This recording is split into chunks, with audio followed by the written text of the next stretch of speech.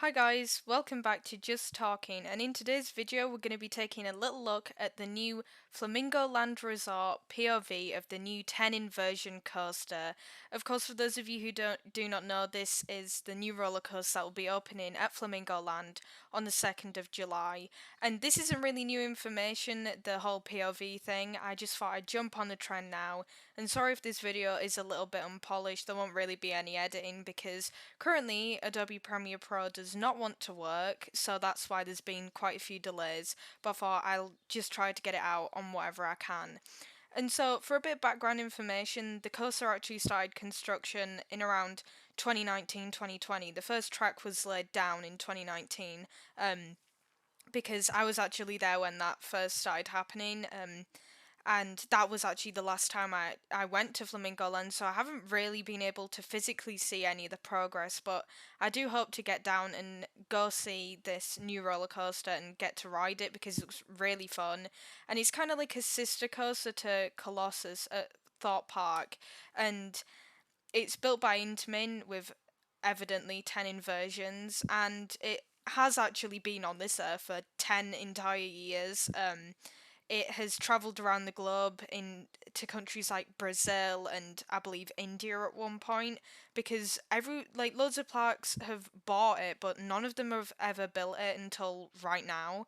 And so this is a very big thing for this roller coaster because if not, it could have just been sat in storage for another decade or just completely been demolished.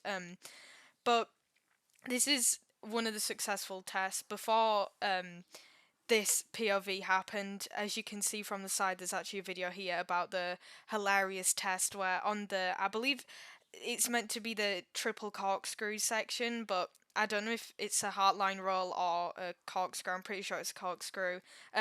All the water dummies started falling out because it tested with the wrong type of dummy because it's actually a lap bar coaster. So anyway, let's go full screen and let's take a look at the 10 inversion coaster. And I'm going to give a bit of commentary. I've seen these ones before, but this is pretty much an initial reaction.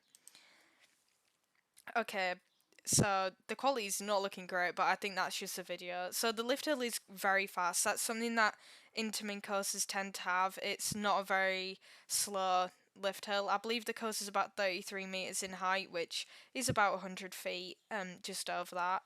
Um, it's got a nice big embankment going down here, and then it goes into a nice big vertical loop. We love a vertical loop.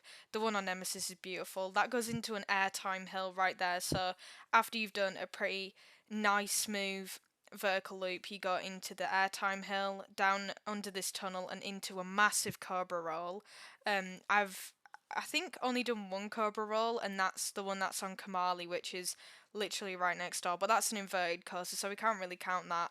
A lot of the elements that are in this, you can also find in Kamali, with the cobra roll and the vertical loop. Um, then we go into this nice big corkscrew here. There's a lot of corkscrews and another corkscrew. They're nice and big, nice and intense as well. You switch around and then you go into the triple corkscrew slash heartline roll. I'm pretty sure these are heartlines, but I'm not too sure. Or maybe it's quadruple. I can't count, to be fair. It's very dizzying. That's the part of the ride where it's really intense. And then you go into a final one and then into the station again. Very short. 1 minute and 5 seconds of pure roller coaster intensity, and I'm pretty sure it goes about 88 kilometers per hour as its top speed, which is relatively fast, and it looks really fun.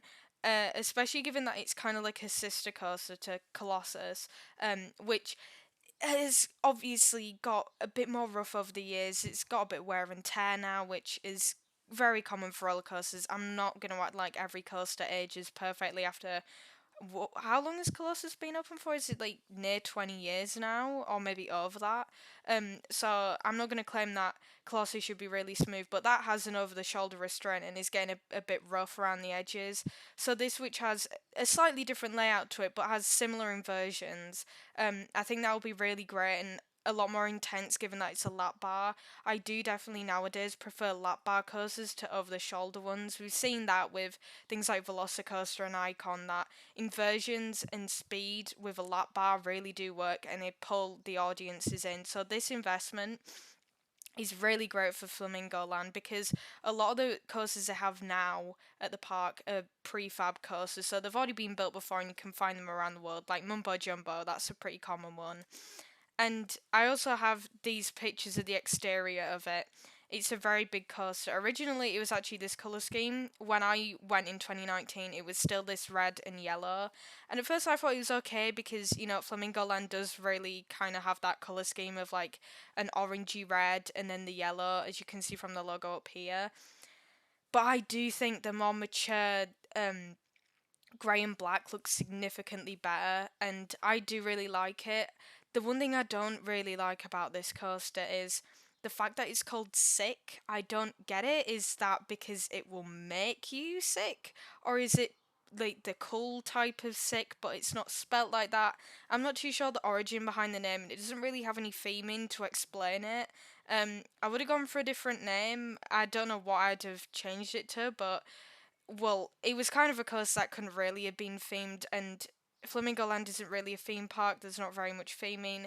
I still do really enjoy Flamingo Land because of the zoo elements and all the different roller coasters there. I do think it's a pretty stand-up theme park, but I don't really like the name of it. I don't know where the logo is. The logo is pretty okay as well.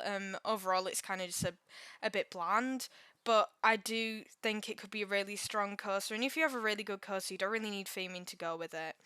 But yeah, that's it for this video. I hope you've enjoyed, and I'm so sorry I'm late to this trend of reacting to it, but I am incredibly excited. I know I might not sound like it, but I'm very excited to get on this coaster because 10 inversions with a lap bar, that is so exciting to me because I don't think really many coasters have done that necessarily. A lot of them have over the shoulder restraints, and to have a coaster this big at such a small, quite local park is just so great because the only real standout attraction that's also there is Velocity, and I'm just really excited to give it a ride and see how it is. So yeah, of course, if you did enjoy this video, make sure to like, comment, and subscribe, and I'll see you in the next video, which hopefully I can get out by next week because I have had a little bit of a break.